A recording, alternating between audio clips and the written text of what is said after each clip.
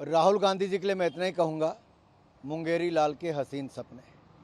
जनता ने जिनको 3 बार नकारा, अब वो गाली गलौज पर उतर आए हैं, ओछी राजनीति पर उतर आए हैं। राहुल गांधी जी की भाषा अमर्यादा और अहंकार से भरी नजर आती है। राजनीति में मतभेद लोकतंत्र का हिस्सा है, लेकिन अशोभनीय टिप्पणी, संवैधानिक पदों का अपमान, ये एक आदत सी बन गई है राहुल गांधी जी की। अब तो लगता है राहुल गांधी जी का पालन पोषण और संस्कार, इस पे प्रश्न चिन्ह उठने लगे हैं।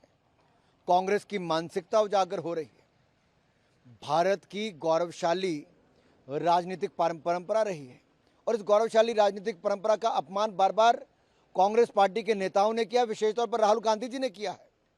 आप कल्पना कीजिए, एक महिला विदेशी राष्ट्रीय अध्यक्ष पर अभद्र, अमर्यादित और ओछी टिप्पणी करना, ये राहुल गांधी जी और कांग्रेस की मानसिकता दिखाती है। दोनों कांग्रेस के वो नेता जिनकी परिवार की महिलाएं उच्च पदों पर रही, वो एक महिला राष्ट्रीय अध्यक्ष के बारे में उचित टिप्पणी करें तो महिलाओं के प्रति कांग्रेस की सोच क्या है दिखती है। महिला आरक्षण का कांग्रेस विरोध क्यों करती है ये दिखता है। और जानबूझ के डिलिमिटेशन बिल क्यों नहीं पास होने देते ताकि महिलाओं को 33% आरक्षण, ये दिखता है। लेकिन अब विदेशी महिला राष्ट्रीय अध्यक्ष पर अभद्र टिप्पणी करना, अमर्यादित टिप्पणी करना, ये इनके चरित्र को दिखाता है, इनके पालन पोषण को, इनके संस्कारों को दिखाता है। नेता प्रतिपक्ष राहुल गांधी जी सदन में और सड़क में दोनों में पूरी तरह से विफल रहे। ना युवाओं ने उनको घास डाली, ना सदन में उन्होंने चर्चा होने दी। जब चर्चा हुई तो चर्चा में भी 2 शब्द पेपर लीक पर नहीं बोल पाए, कोई सुझाव नहीं दे पाए कि इसमें क्या बदलाव करना चाहिए। और अपनी सरकार में जब उनके कांग्रेस के शिक्षा मंत्री थे, जिनके समय 17 पेपर लीक एक राज्य में हुए, उसको कांग्रेस का राष्ट्रीय अध्यक्ष बना दिया। ये कांग्रेस है जो दूसरों को लेक्चर कुछ और देती है और स्वयं कुछ और करती है। लेकिन जो शब्द का प्रयोग, अमर्यादित भाषा और ओछी टिप्पणियां देश के प्रधानमंत्री और गृह मंत्री के खिलाफ की गई, ये राहुल गांधी की हताशा और निराशा को दिखाता है कि वो सत्ता से बाहर वो ऐसे दिखते हैं जैसे बिन पानी मछली तड़पती है, वैसे राहुल गांधी और कांग्रेस पार्टी तड़प रही है। इस बार मानसून सत्र नहीं चल पाया ठीक से। शांता जी ने भी कहा है कि नो वर्क नो पे जो है वो एमपीज पर भी लागू होना चाहिए, जो सत्र को नहीं चलने देते हैं।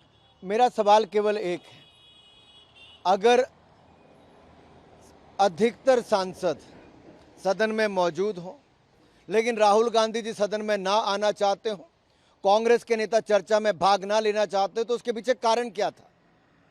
कारण एक ही था कि चर्चा होगी तो कांग्रेस के परतें खुल जाएंगी, उनके भ्रष्टाचार की, उनके समय के पेपर लीक्स की, उनके समय के उन कांड्स की जो अब जनता की इस युवा पीढ़ी के सामने आने थे।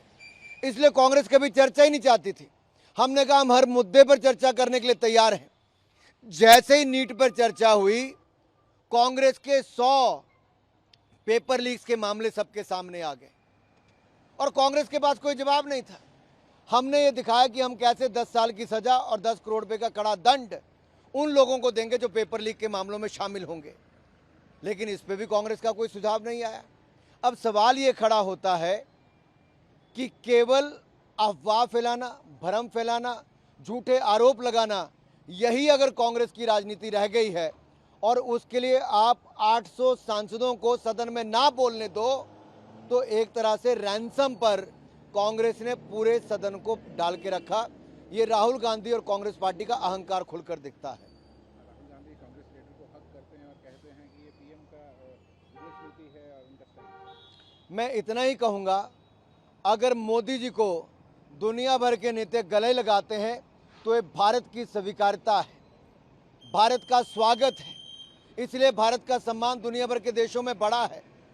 और अगर कांग्रेस के टाइम पे दुनिया भर के देश उनसे पीछा छुड़ाना चाहते थे, तो क्योंकि फ्रेजाइल 5 इकोनॉमीज में भारत का नाम कांग्रेस के भ्रष्टाचार के कारण आया, लड़खड़ाती चरमराती अर्थव्यवस्था कांग्रेस ने खड़ी की। दुनिया भारत को उस समय आकर्षण का केंद्र नहीं मानती थी, आज दुनिया भारत को आकर्षण का केंद्र मानती है। ईरान वॉर को लेकर के राहुल गांधी का मानना है कि पाकिस्तान जो है वो बेहतर स्थिति में आ गया है, बल्कि भारत को वहाँ होना चाहिए था। राहुल गांधी जी के बयान अधिकतर चीन और पाकिस्तान के समर्थन में ही होते हैं, और एक बार फिर राहुल गांधी जी ने बता दिया कि उनको पाकिस्तान ही प्यारा है, चीन ही प्यारा है, इसलिए उनकी तारीफों के पुल वो बांधते नजर आते हैं। और जब चुनाव आते हैं तो पाकिस्तान के नेता भी राहुल गांधी की तारीफों की पुल बांधते रहते हैं। वंदे मातरम को लेकर के भी कुछ नेताओं में संशय बना हुआ है। इस पे कोई संशय नहीं होना चाहिए।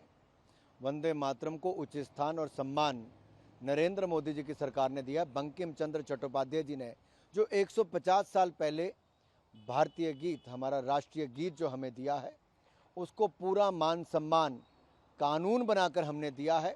जो हमारे राष्ट्रगान के लिए दर्जा है वही अब राष्ट्रीय गीत के लिए दर्जा है, इसलिए सभी को राष्ट्रीय गीत को भी वही सम्मान देना चाहिए।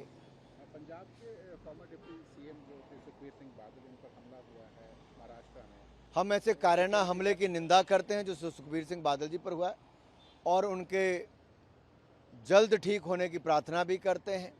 और इतना ही कहूँगा, लोकतंत्र में हिंसा का कोई स्थान नहीं है, और इस तरह के बार बार हमले जो सुखबीर जी पर हुए वो दिखाता है कि कुछ लोग पंजाब में अशांति वाला माहौल पैदा करना चाहते हैं। अनुराग जी, मेरा आखिरी सवाल रहेगा। एयर इंडिया के एक पायलट को ड्रग अब्यूज में अभी हाल ही में पकड़ा गया है, वो उन्होंने ड्रग लिया, वो जांच चल रही है, जैसे उस पर जांच पूरी होती है नियम अनुसार कार्रवाई की जाएगी। तो आप भी फ्लाइट्स में आते रहते हैं, किसी तरह का डर का माहौल है? कोई डर का माहौल नहीं है। किसी एक व्यक्ति के कारण आप पूरे सेक्टर को बुरा नहीं कह सकते, इसलिए मैं कहूँगा भारत में एविएशन सेक्टर बड़ी तेज़ी के साथ बढ़ रहा है, लेकिन इतना ही कहूँगा उसके साथ साथ जो नियम है उनका पालन भी उतनी ही मजबूती के साथ किया जाए और सुनिश्चित करना चाहिए।